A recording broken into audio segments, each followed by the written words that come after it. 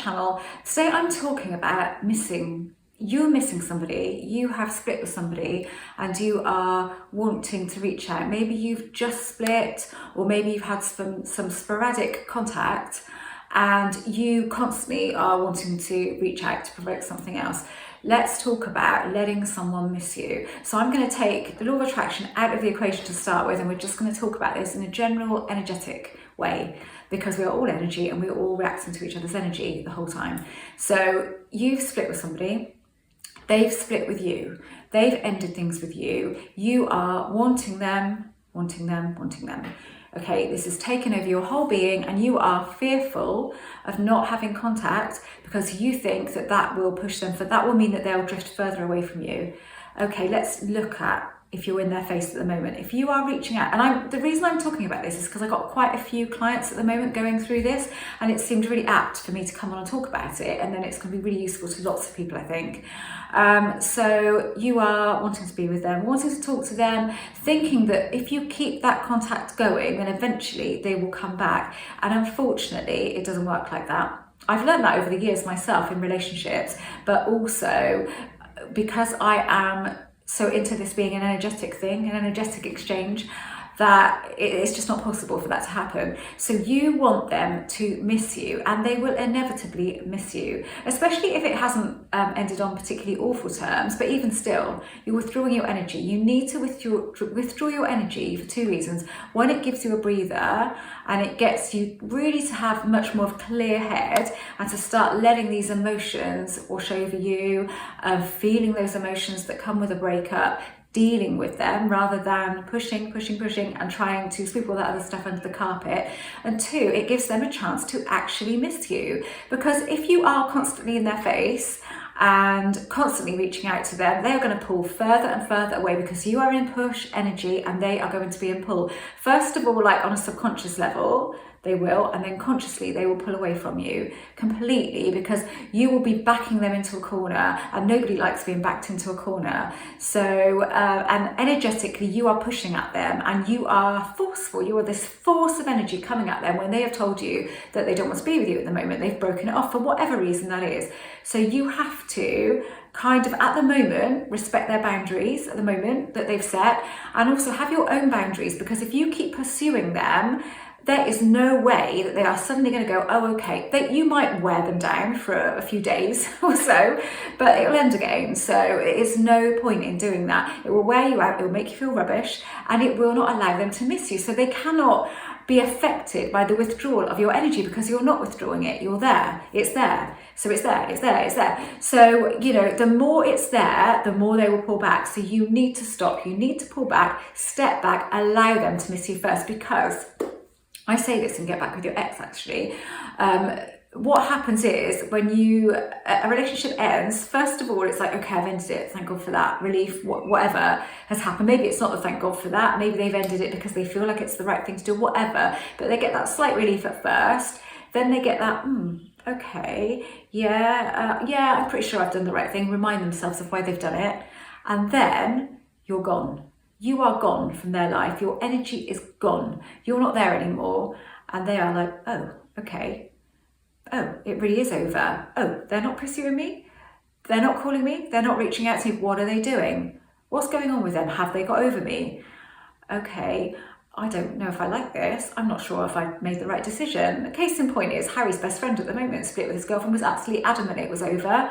And she did not pursue him at all. And then he starts to think, I have done the wrong thing, and they're back together now. I mean, I know they're younger. Well, they're 21, you know, and that doesn't seem young when you are 21, does it? It is what it is. And I said to Harry, she did exactly the right thing, because she really didn't want it to end, but she did not harass him. She did not pursue him. She did not text him, call him.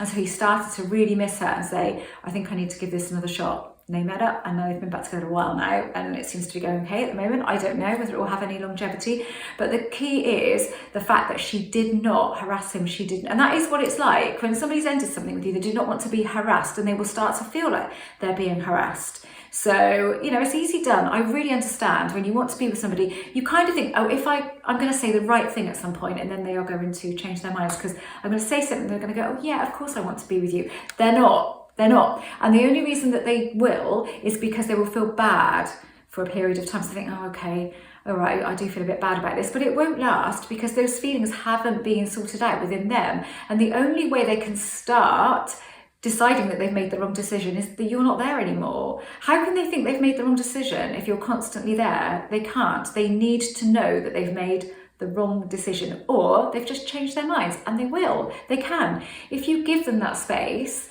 give yourself that space, and give yourself space to try and come in at this a bit more of a neutral point when you're manifesting, then, you know, with my first boyfriend that this happened with, and he was seeing someone else, and he was really happy with this other person, and I know I've talked about this before, but it was an energetic thing, and I literally just wished he'd regret it, and he did. And the next day, the same afternoon, we're back together. Not saying it was the right thing, because it wasn't really right for us, but, you know, we stayed together a year after that. And really, there was no logical, rational reason for that to happen. That's why people say to me, well, can they really just finish with this person they're with to be with me? Because why would they? Well, yeah, because the reality line that you're choosing and you're actually falling in line with is there for you, and you just move into it. So it might end amicably with the other person might finish with them, or something will happen. And it's not your fault. You haven't done anything wrong. You've just selected a reality and you've shifted into that knowingly or unknowingly. Because if we are designed to do this, what's to feel bad about? Nothing. Because if we all have our own reality, then maybe that third party has another reality where they are still together. Who knows? But we cannot feel bad about things. We're not actively trying to hurt anybody. We are just wanting what we want, and wanting it. If you say, look, in the most harmonious way possible, that always really helps me, because some people say, oh, I don't want to say that, and that's fine, no judgment there. I just like to say that because it makes me feel better that whatever happens, I feel that no one's going to get hurt. And if by any chance they are, then I've done my best so that doesn't happen. But actually that doesn't happen once I say that. So, but really speaking, you have to withdraw that energy, and you have to be brave. You have to say, no, I am not going to get hooked into this. I don't want to push. I don't want to be with them at the moment if they don't want me. That's no good for anyone. And it's definitely no good for my self-esteem. I need to pull back. I need to allow that space. And you need to have that period of time where you are not with them. And not only are you not with them, you are not in their space. Okay? Because they don't want you in their space at the moment. So don't be there if they don't want you there. That is when they realise that they actually do want you there. I mean, Harry's friend was adamant it was over. He was completely done with it. And now they seem as happy as ever at the moment, happier than ever. So again, that is just a small example. I mean, yeah, they've been together a long time actually before they split. Actually, they were together a year or so. But like I said, she really didn't want it to end. And she probably felt, I really wish this wasn't over. I really wish we could give this another try. She doesn't know anything about the law of attraction as far as I know.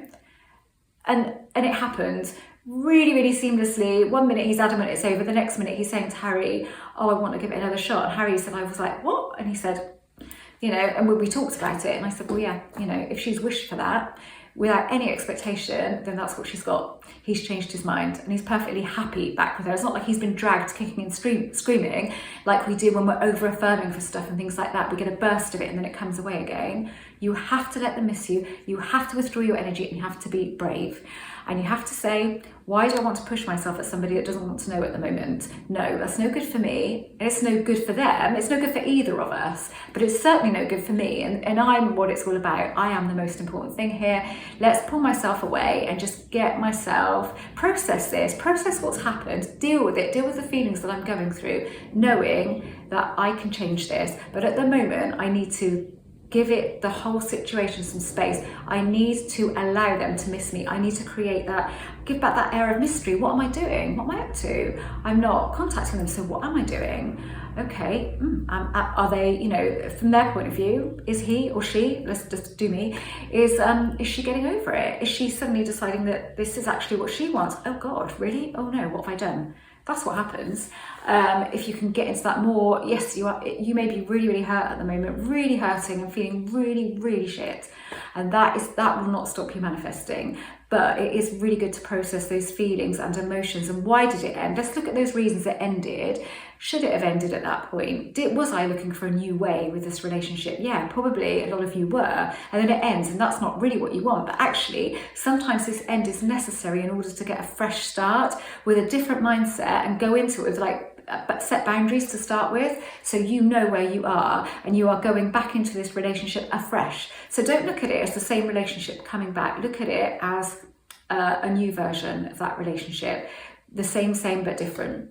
And that's, so actually these breaks, they can be a good thing. They don't necessarily have to be a negative thing. Well, everything is what you make of it, and everything is your perspective on it. So if you give something a really negative perspective and you say, oh, they're done with me, it's because of this, because of that, and you keep telling yourself that story, that is what you'll get lost in, and that's the rabbit hole you'll go down, and that's what you'll create. So you don't want that. So don't dwell in that. Notice what you're dwelling in, and if you can't bring yourself to put a different perspective on it at the moment, don't worry, but just try to stop dwelling in the negative story. It's okay to feel the negative feelings and the sad feelings, that's fine, that's one thing, but dwelling in the negative story and keep telling yourself that story over and over and over is going to be what you see unfolds in front of you. So you don't want that. Just don't dwell in any story, but allow yourself those sad feelings, those emotions that come with the breakup of something, but know that if you are constantly in their face, then they are going to push you so far away, and you are going to feel like, when that happens, really devastated and really like there's no way back. There always is, but it's what you feel that counts. And if you feel that there's not, then it's really going to hold you back. So know that this initial period of no contact, and even if you've been going on a long time and it hasn't just happened, but you've had sporadic contact and you keep pushing for contact, and I might say content then, but I meant contact, keep pushing for it, then this is your time to say no, done with that, putting myself first, not putting myself through this anymore. If I really want this, I can't get it. I keep pushing. I have to pull back, pull my energy back, and they will fill the void. They will. If you really take on board what I'm saying, that energetically you want to be with somebody and you are pushing at them, and that push energy is the reaction to a push energy is pull. It's always that reaction, because that is the way life appears to be. And I don't think I'm wrong here. I mean, people will say to me, well, it's what you tell yourself. So if you tell yourself that, that will be the case. And okay, let's go with that. And let's go with the fact that sometimes people say to me, if you tell yourself that you can manifest when you're attached, you will always just manifest when you're attached. The thing is, if that were true, you wouldn't ever suffer with attachment, because you'd know that you'd manifest anyway, so that attachment just wouldn't be there for you. It's a really funny thing. And perhaps there is an argument for this, and I was talking about this with Harry the other day. We should have talked about that on the podcast, actually. I meant to, but I forgot. That maybe we all have our own unique algorithm.